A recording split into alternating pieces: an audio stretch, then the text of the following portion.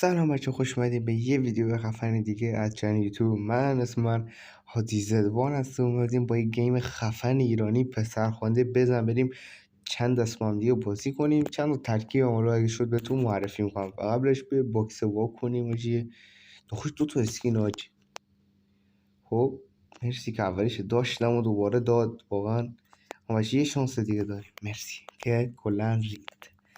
اینجا دوتا انگار میشه گرفت. خب چه اکانت هم بخوام بگم این اکانت منه که چیز خاصی حالا نداره، معمولیه. قبلش بذارینم چالش اومده، بریم چالش نه 5 ساعت دیگه چالش میاد که اگه چالش خوب بود براتون ویدیوشو میذارم. پس لیتس گو. خب بچه اومدیم با بازی اول. خوب ببین من اول می‌خواستم مهناز با این ترکیب بردارم، اما خب از اونجایی که دیدم حریفم امکتی داره و امکتی هم بالای یکم، گفتم ولش کن و دست اول به نظر من این کاری کنی، یه دونه رو امکتی و یه دونه هم بزنینش. این ترکیب خیلی خوبیه و بدک نیست. میدونین ترکیبیه که خوبه، از ترکیبای خوبه پسرخوانده است که من حالا میگم نشاط جلو این ترکیب حریف هم نتونم بیارم و اسم رو نکن کابشم یکم بالاست. بهترین کاری که داره میکنه به نظر من که بگیره چی کنه، با بالزامیک حداقل یکی رو بکشه که تا الان نتونسته. خیلی عجیبه که هنوز نکشه. ببینم الان هم هنوزم نکشه، وارتون میشه هنوز زنده میمونه و به نظر من یه بار دیگه هم بزن و یه دونه دیگه هم بکنیم سمت پروفسور رو یه دونه هم بزنیم بهش. رو سمت مکتی جان گذاشته و بیفاید است. ضربه آخرمون کلا الان چی مرد، محپیکرمون مردید. محپیکر خیلی دفاع خوبی تونست کنه در مقابل دشمنمون از همون، ولی فکر کنم با همکتی زد. بچه زد نزد داداش نو خود داداش تو فکر کنم ریدی. من اگه یه دونه بکارم سمت این مرد. خب یه دونه هم بکار سمت اینو بزن. خب داداش احساس نمی کنی که ریدی؟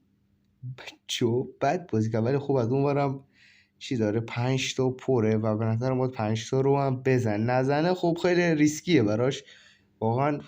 ببینم خیلی بچه ها بد بازی کرد، خیلی بد بازی کرد. من اینکه 5 تا رو بزنه که خب 5 تاشو زد براش بهتر شد.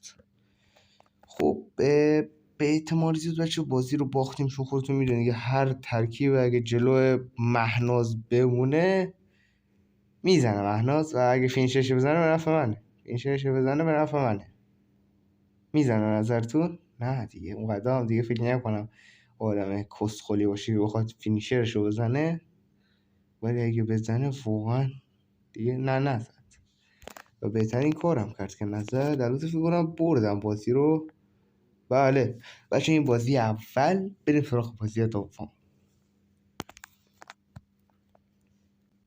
خب بچه اومدیم با بازی دوم. میخواستم همون ترکیب محپیکر رو بیارم، خب نظرم عوض شد، گفتم با یه ترکیب متنوع بیام که حالا به احتمال زیاد این بازی رو باختیم.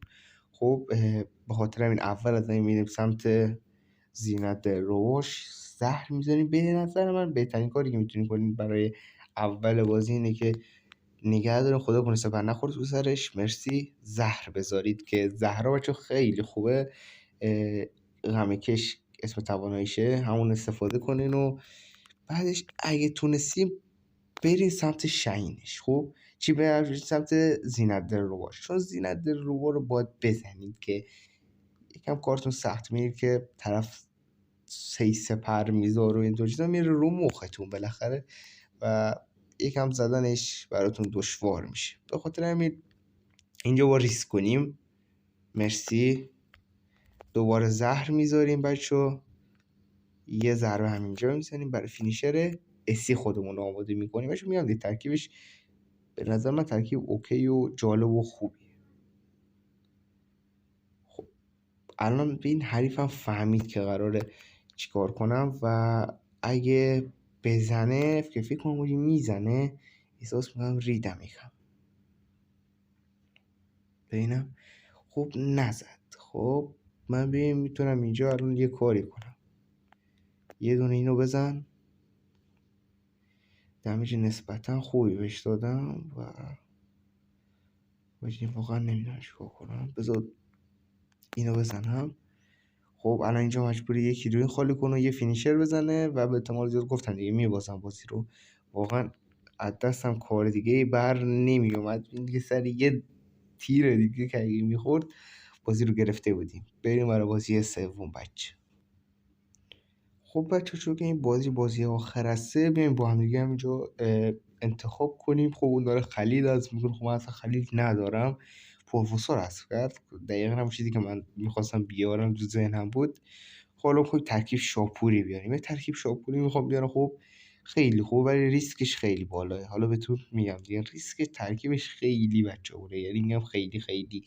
اونم احتمالاً شاپور میاره، قطعا شاپور میاره، ترکیبش بهش میخوره شاپور باشه. حالا میبینیم جلوتر. بابا جان، حشمت، دکتر، آخر کدوم برمیداری؟ تورش. خب بهش میخورد که بچه ترکیبش شاپوری باشه. ولی خب اوکی، برندش به نفع ما. 207 تو هر دست بهش میتونیم دمیج بدیم که بهترین کار اینه که برین سمت ساسانش که دیدی چه دمیج خوبی داد. اگه تو این دسته پرنده دست بعدی ساسانش رو زدیم و بهترین کارم اینه که برین سمت ساسان. فقط شما دیدید که همش خطا داد و این واقعا خیلی بده. دیدید ترکیبش ریسکیه دیگه. اونم کنم فقط میخواد بره سمت چی؟ ما فقط نباید اینجا با شانس بیاریم. مرسی. اگه این سپرم بگیره که دیگه عالی میشه. عالی. ما الان باید بریم سمت یاورشون. یاورش خیلی دمج داره و سطح 4 و خیلی هم قویه.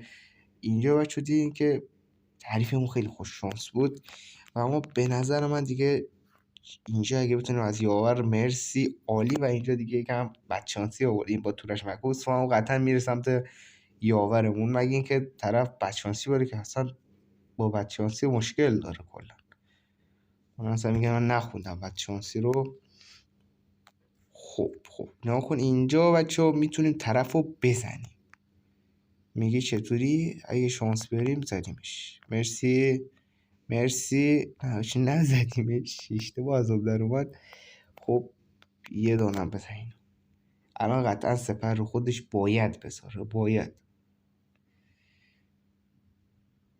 چون چپه بازی در رو خوب میگرفتی اول چی میزدی بعد اون میزدی دیگه. خب حالا به نفع مونه، به نفع ماه که یکی از چیاش زنده مونه و میگم دیگه دقت کنید به نفع ماه. کلا اگه یک دونه از اونها زنده بمونه به نفع اون قطعا باید الان هر دو تا سپر بذاره که نذاش. یکم عجیب بود واسم. خب یه کاری باید کنم اینجا. کلا باید اینو بزنیم و باید با کله بریم سمتش که به احتمال زیاد قطعا اول میخوادیم.